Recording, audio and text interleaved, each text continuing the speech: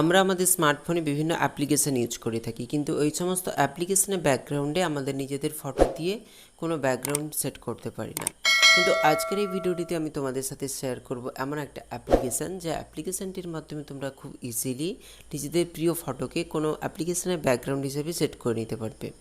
তো তার জন্য তোমাদের পুরো ভিডিওটা দেখতে হবে। তোমরা দেখছো টেকনো সৌরভ, তোমাদের সঙ্গে আমি সৌরভ। চলো ভিডিওটা শুরু করা যাক।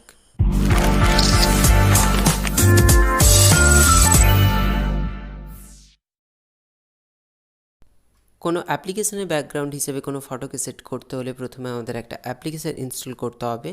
তার জন্য তোমরা দেখতে পাচ্ছ আমি প্লে স্টোরে চলে এসেছি এবং এখানে সার্চ করে নিচ্ছি ডিজাইনার টুলস লিখে। তো যখনই আমি ডিজাইনার টুলস লিখে সার্চ করলাম তখনই মেন অ্যাপ্লিকেশানটা আমাকে শো করিয়ে দিয়েছে। এরপর আমি এই অ্যাপ্লিকেশানটিকে ইনস্টল করে নেব। তোমরা দেখতে পাচ্ছ আমার অ্যাপ্লিকেশানটির ইনস্টলেশন কমপ্লিট হয়ে গেছে। এখন আমি অ্যাপ্লিকেশানটিকে ওপেন করে নিচ্ছি।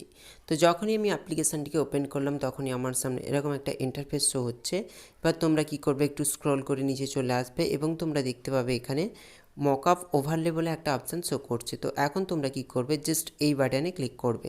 তো যখনই ক্লিক করবে তখনই তোমাদের অন্য আরেকটা পেজে রিডাইরেক্ট করে দেবে। তো এখান থেকে তোমরা এই অ্যাপ্লিকেশানটিকে পারমিশন দেবে। তো সিম্পল তোমরা দেখতে পাচ্ছ আমি এখানে ক্লিক করছি এবং ক্লিক করে পারমিশন দিয়ে দিলাম। এরপর জাস্ট আমি ব্যাক করে আসছি।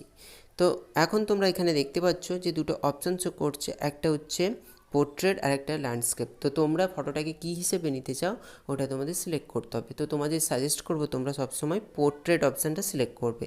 তো এখন আমি পোর্ট্রেটে ক্লিক করছি। তো পোর্ট্রেটে ক্লিক করার সঙ্গে সঙ্গে আমাকে গ্যালারিতে রিডাইরেক্ট করে দিয়েছে। তো এখন আমি গ্যালারি থেকে যে কোনো একটা ফটো সিলেক্ট করে নিচ্ছি, যেটা আমি কোনো অ্যাপ্লিকেশনের ব্যাকগ্রাউন্ড হিসেবে রাখতে চাই। ওকে, তোমরা এখানে দেখতে পাচ্ছ আমার একটা ফটো শো করছে। এই ফটোটাকে আমি একটু আগে গ্যালারি থেকে সিলেক্ট করলাম। যখনই আমি গ্যালারি থেকে সিলেক্ট করলাম তখনই আমার এই ফটোটা এখানে চলে এলো।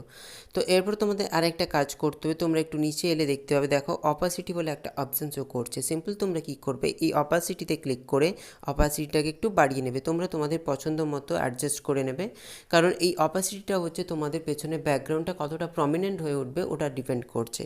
তো সিম্পল তোমরা তোমাদের পছন্দ মতো অপাসিটিটাকে বাড়িয়ে নেবে। তো বাড়িয়ে নেওয়ার পরে তোমাদের আর কোনো কাজ নেই, জাস্ট তোমরা এটাকে মিনিমাইজ করে দেবে।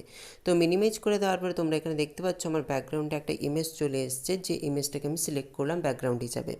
তো এছাড়া তোমরা এখানে দেখতে পাবে বিভিন্ন অ্যাপ্লিকেশান আছে। ওই অ্যাপ্লিকেশানগুলোর মধ্যে যে কোনো একটা অ্যাপ্লিকেশানকে আমি ওপেন করছি। তো তোমরা দেখতে পাচ্ছ একটা অ্যাপ্লিকেশান ওপেন হচ্ছে এবং এই অ্যাপ্লিকেশানের ব্যাকগ্রাউন্ডে আমি যে ফটোটাকে সিলেক্ট করলাম ওই ফটোটা শো করাচ্ছে।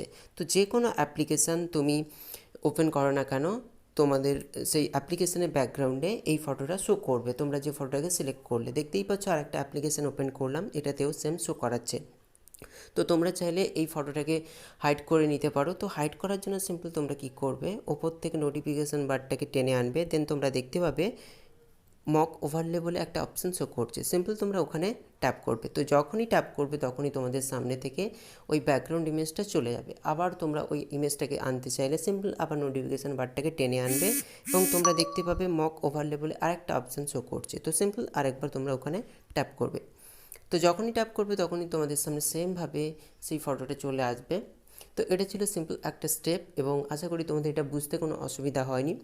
তো তোমাদের যদি ভিডিওটি ভালো লেগে থাকে তাহলে লাইক করে দিও, সবার সঙ্গে শেয়ার করে দিও এবং চ্যানেলটিকে সাবস্ক্রাইব করতে ভুলো না।